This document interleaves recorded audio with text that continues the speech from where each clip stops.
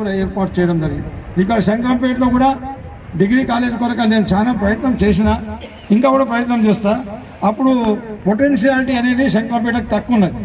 ఎందుకు పొటెన్షియాలిటీ తక్కువ ఉన్నదంటే మన టేక్మాల్ మండల్ జోగిపేట దగ్గర అయితే వాళ్ళు జోగిపేటకి వెళ్ళిపోతారు, అటు పాపన్నపేట మండల్ మెదక్ దగ్గర అయితే అక్కడికి వెళ్ళిపోతారు.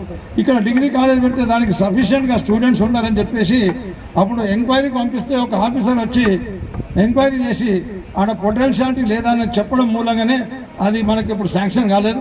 మరొకసారి దాని గురించి మా ఎంపీ గారి సహకారంతో, మా మంత్రి గారి సహకారంతో ఇప్పుడు మా దగ్గర జూనియర్ కాలేజ్ పెరిగిపోయినాయి. మా మోడల్ స్కూల్లో కూడా జూనియర్ కాలేజ్ పెరిగిపోయింది. అక్కడ కూడా ఒక 100 స్టూడెంట్లు బయటకు వస్తున్నారు. మాకు జూనియర్ కాలేజ్ అవసరం ఉందని చెప్పేసి, ఇది కాకుండా మన జూనియర్ కాలేజ్ కూడా ఉంది కాబట్టి మాకు డిగ్రీ కాలేజ్ ఇవ్వాలని చెప్పేసి మరొకసారి కూడా రిప్రజెంటేషన్ ఇచ్చి డిగ్రీ కాలేజ్ ఏర్పాటు చేయడం ప్రయత్నం. బిల్డింగ్ కూడా నత్తనడక నడుస్తుంటే ఎన్నోసార్లు ఎంబడి పనిచేసిన, ఆయన లేని సమయంలో కూడా ఈ బిల్డింగ్కి 2 సార్లు విజిట్ చేసిన. ఈ హాస్టల్ బిల్డింగ్ ఇదే ఎంపీపీ జడ్పీటీసీ మేము అందరం కలిసి వచ్చి విజిట్ చేసి తొందరగా కంప్లీట్ చేయమన్నాం. ఈ గారికి అడగండి ఎన్నిసార్లు ఒత్తిడి వేస్తున్నామో ఈ గారికి అడగండి. ఈ రకంగా మేము కష్టపడుతున్నాం. తను మాత్రం ఎక్కడెక్కడో తిరుగుతుండే మా దగ్గరకు వచ్చి అడుగుతాడు. మరి ఈరోజు అందం ముంగట నేనేదో ఈ స్కూల్ కుదరిస్తున్నా, నేనే కట్టిస్తున్నా అనే విధంగా మీ అందరికీ చెప్పడం మాత్రం అది పద్ధతి కాదని చెప్పేసి, మైక్ చేత దొరికిందని ఏదంటే అది బాగకూడదని చెప్పేసి నేను ప్రిన్సిపాల్ గారికి కూడా విజ్ఞప్తి చేస్తున్నాను. ఆ రకంగా కాకుండా సమస్యలు ఉంటే వాళ్ళు నా విద్యార్థులు, నా పిల్లలు, నా కాన్స్టిట్యున్సీ పిల్లలు. నువ్వు కేవలం ఒక ప్రిన్సిపాల్వి, నువ్వు ఇక్కడ నుంచి ట్రాన్స్ఫర్ అయితే ఇంకో జాలకు పోతావు, కానీ వీళ్ళు నా సొంత కాన్స్టిట్యున్సీ విద్యార్థులు కాబట్టి వాళ్ళ పట్ల నీకంటే ఎక్కువ ఇంట్రెస్ట్ నాకు ఉంటుందని మీరు అర్థం చేసుకోవాలి. సమస్యలు ఉంటే తప్పకుండా నా దృష్టికి తీసుకొచ్చి పనిచేయాలి. మొత్తానికైతే స్కూల్ని కూడా మరి వారిని మెచ్చుకుంటున్నాను. ఈ మోడల్ స్కూల్ని మంచిగా తీర్చిదిద్దాడు, మంచిగా విద్యార్థులు మంచిగా తీర్చిదిద్దాడు. ఈ స్టాఫ్ కూడా అందరూ మంచిగా పనిచేసి స్టాండర్డ్స్ మాత్రం మెయింటైన్ చేసి దాని కొరకని వారిని అభినందిస్తున్నా కూడా. విఠల్ గారిని ఈ సిబ్బంది అందరినీ కూడా అభినందిస్తున్నా. మీరంతా స్కూల్ని మంచిగా చేశారు, విద్యార్థులు మంచిగా నేర్పించారు. మంచిది పడకపోయినా మనకు వీలైనంత వరకు మిషన్ భాగీరథ ద్వారా మనకు ఎక్కువ నీళ్లు ఇచ్చి ఈ హాస్టల్కు సరిపడా స్కూల్కి సరిపడా నీళ్ళ కొరకని నేను ఖచ్చితంగా కృషి చేస్తానని చెప్పేసి మీ అందరికీ తెలియజేస్తూ, ఇప్పటికి ఎక్కువ సమయం అయింది, మాకు ప్రోగ్రామ్స్ చాలా ఉన్నాయి కాబట్టి మరి మీరందరూ కూడా ప్రభుత్వం ఎన్ని సౌకర్యాలు కల్పిస్తున్నప్పుడు మంచిగా చదువుకొని పైకి రావాలని చెప్పేసి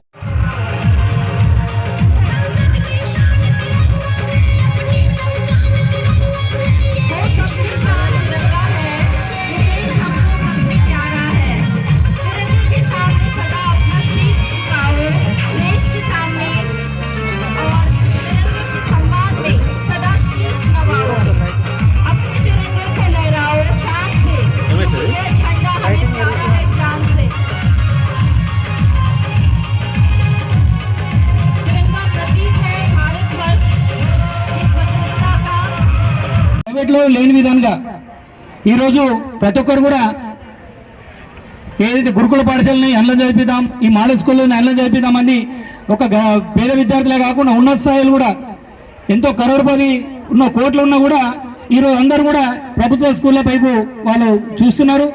పోటీపడి ఇక్కడ రికమెండేషన్లు అడుగుతున్నారు, పోటీపడి మేము అప్లికేషన్స్ పెట్టుకుంటున్నారు.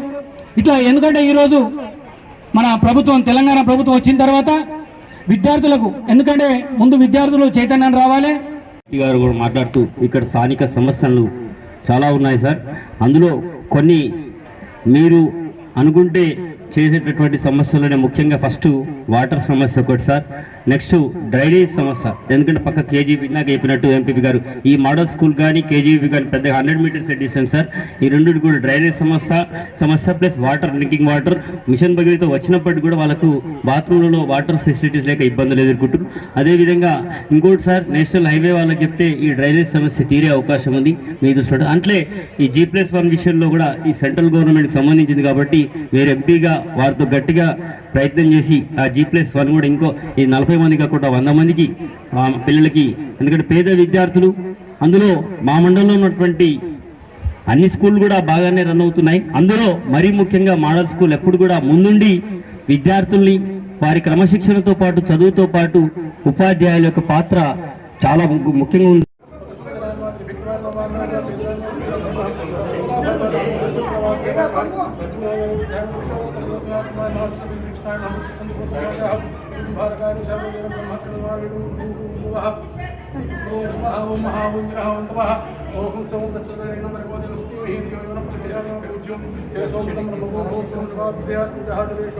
मंगले ब्रह्मणाथ प्राराध्य श्रीधरागस्य वैवस्वतंत्रे कलिगे प्रसन्ने वर्तवक्षे वर्तकले दक्षिण भागे श्रीशैल सवाय प्रदेशे श्री कृष्णाय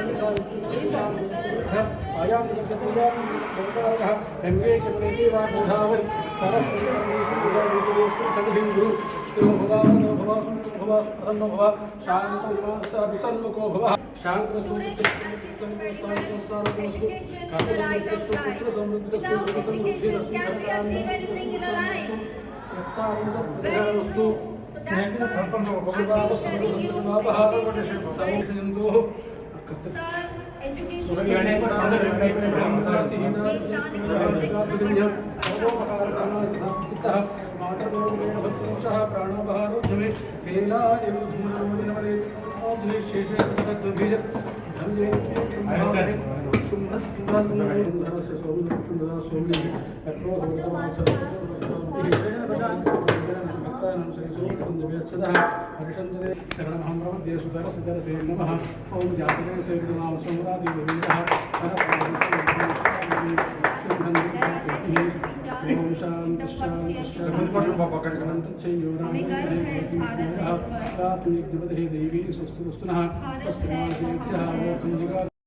కేంద్ర ప్రభుత్వమే బాధ్యత తీసుకునే పరిస్థితి ఉండే కేంద్ర ప్రభుత్వం ఇప్పుడు బీజేపీ ప్రభుత్వం బాధ్యత విస్మరిస్తే ఈ భారం అంతా కూడా తెలంగాణ రాష్ట్ర ప్రభుత్వం కేసీఆర్ గారి నాయకత్వంలో టీఆర్ఎస్ ప్రభుత్వం భారం అంతా తీసుకొని ఈరోజు ఈ మోడల్ స్కూల్స్ అన్ని కూడా నడిపించడం జరుగుతుందని చెప్పేసి మీ అందరికీ తెలియజేస్తున్నాం. ఇది చెప్పాలన్నా చెప్పకూడదు అర్థమవుతలేదు, కానీ చెప్పాల్సిన తరుణం ఉంది కాబట్టి చెప్తున్నా. ఏంటంటే మోడీ గారు మంచి నినాదాలు పలుకుతాడు. బేటీ బచావో బేటీ పడావో అంటాడు.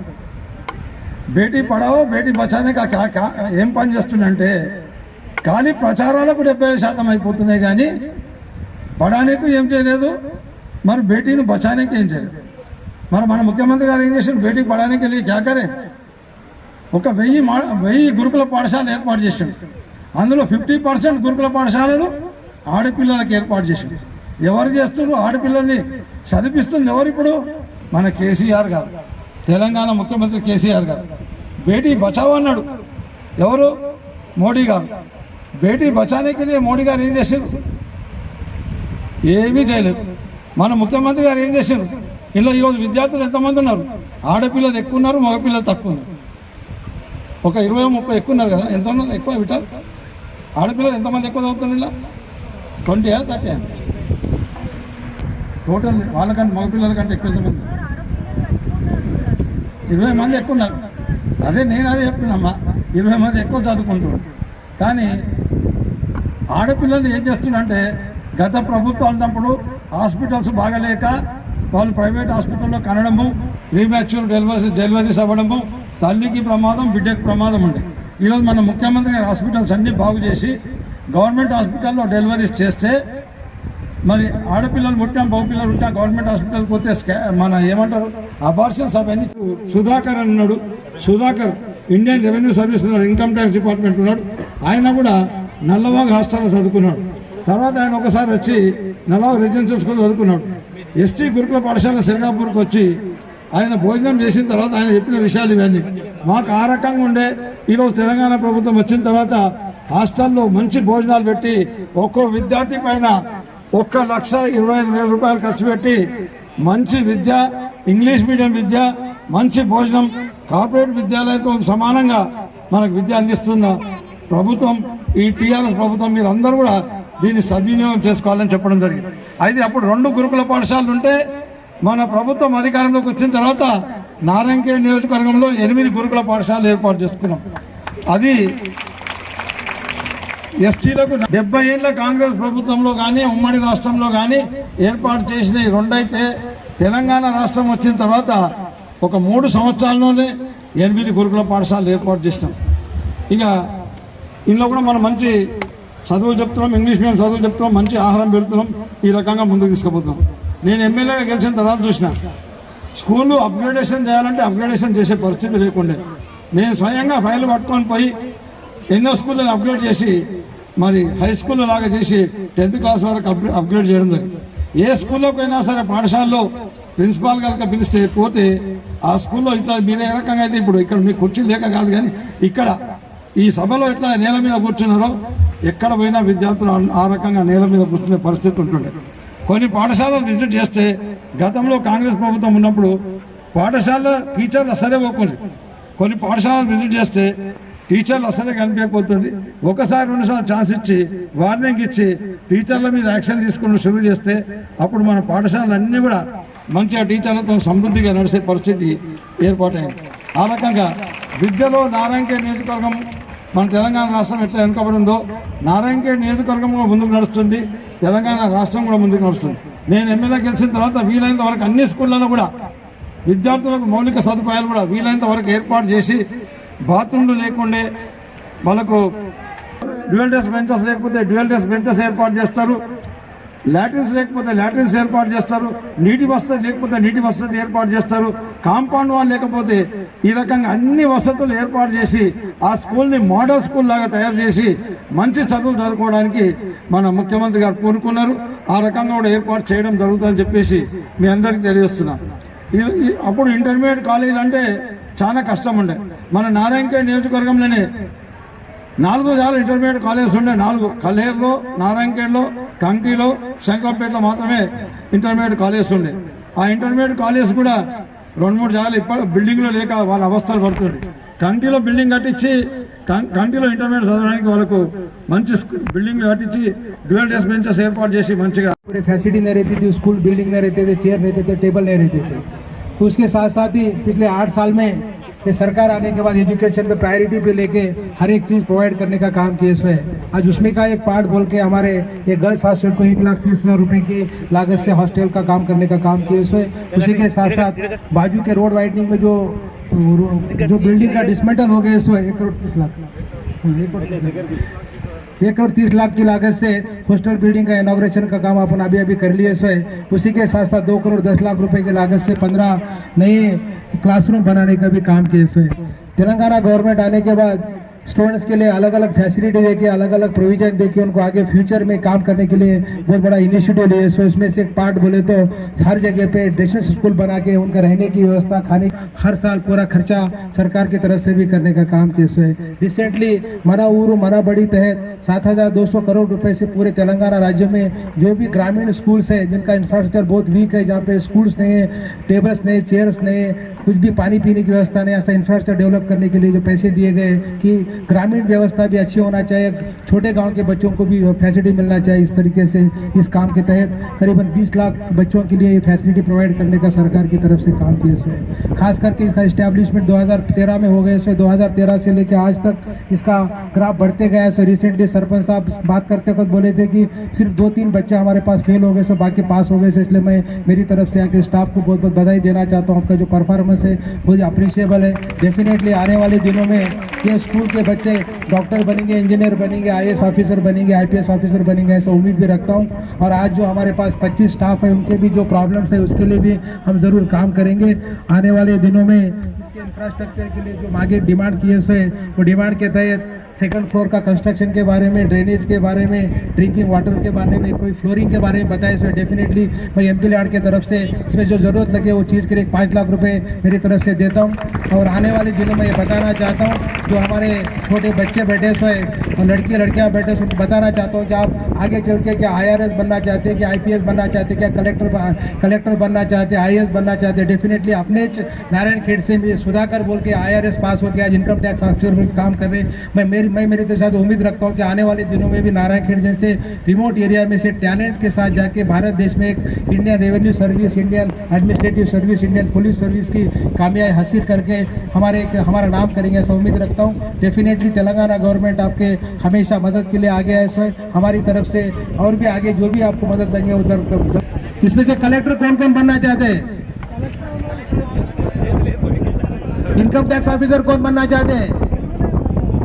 आपका ये सुधाकर बोल के जो अपने पार्लियामेंट को अपने नारायणखेड़ कॉन्स्टिट्यूंसी से IRS इनकम टैक्स ऑफिसर आज काम कर रहे हैं. इनकम टैक्स ऑफिसर बोल के income tax officer, police officer जो भी बनना चाहते हैं उनको सरकार की तरफ से पूरी मदद की जाती है. आज हम लोग फॉरेन एजुकेशन के लिए भी 20 लाख रुपए की लागत से बाहर के एजुकेशन के लिए सरकार की तरफ से मदद करने का भी काम किए है। डेफिनेटली मैं और एक बार सभी लोगों को, सभी मैनेजमेंट को बधाई देना चाहता हूँ और आने वाले दिनों में सरकार की तरफ से, सेंट्रल गवर्नमेंट की तरफ से जो भी मदद लेंगी मैं मेरी तरफ से, सरकार की तरफ से करने के लिए तैयार हूँ, इसे बताना चाहता हूँ। बहुत बहुत धन्यवाद।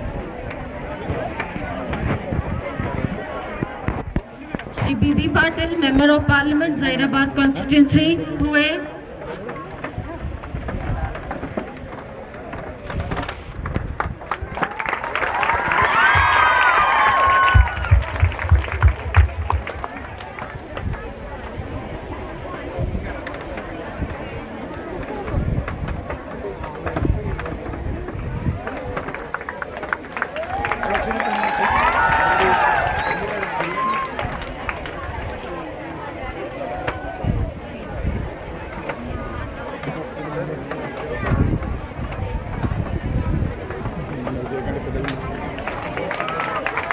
हमारे member of parliament B B Patil को सम्मानित करते हुए हमारे मॉडल स्कूल की अध्यापिकाएं आ रही हैं सामने। A big round of applause please.